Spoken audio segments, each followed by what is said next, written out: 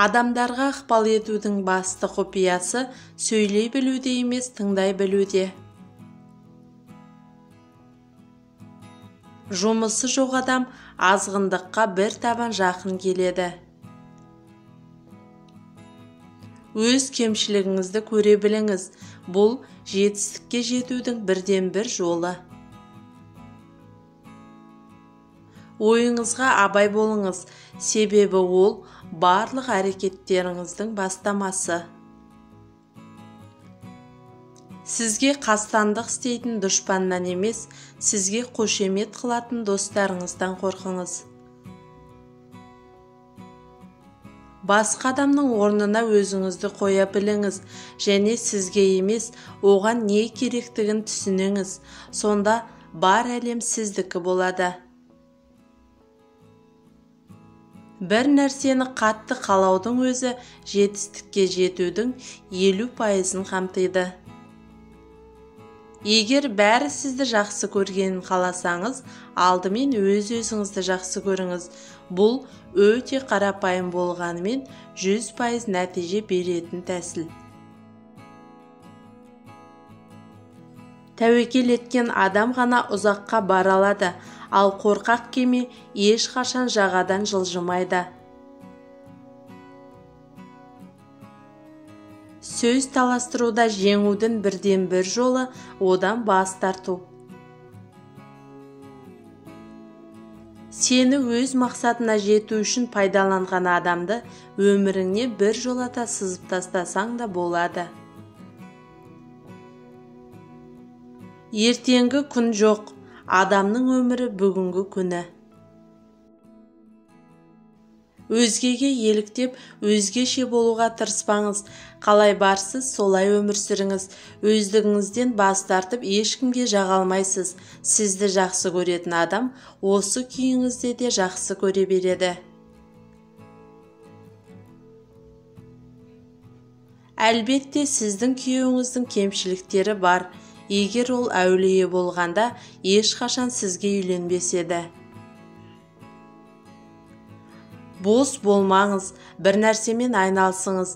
Бұл дүниедегі ең жақсы әрі пайдалы дәрі.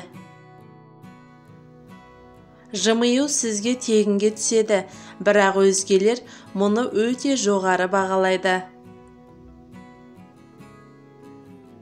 Өзгелер қызығатын адам болу үшін жан-жақты болу керек. Қорқыныш барлық адамға тән қасиет. Бұл сезімді жеңген кісі өмірде барлық нәрсеге қол жеткізе алады.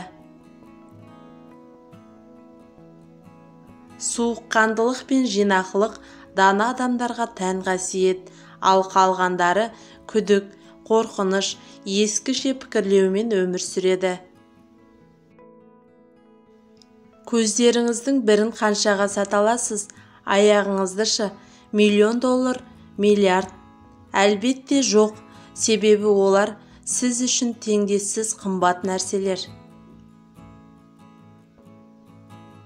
Өзгені сынамас бұрын өз кемшілігіңізді айтыңыз.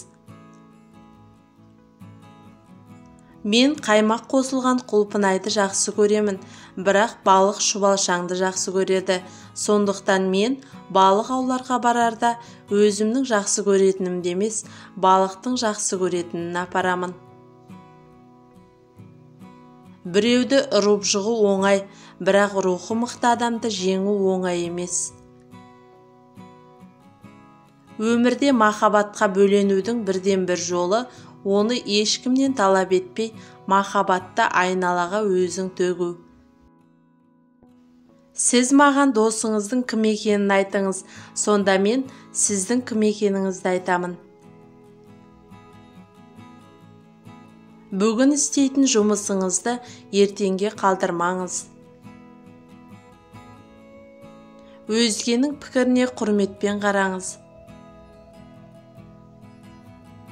Әр ұлт өзін өзге ұлттан жоғары санаса, соғыс оты содан тұтанбақ. Біз тағдырымызды өзгерте алмайтын әлсіз жаратылыспыз, бірақ біздің оған деген көзқарасымызды өзгертетін құқығымыз бар. Егер тағдыр сізге лимон сыйласа, одан лимонад жасаңыз.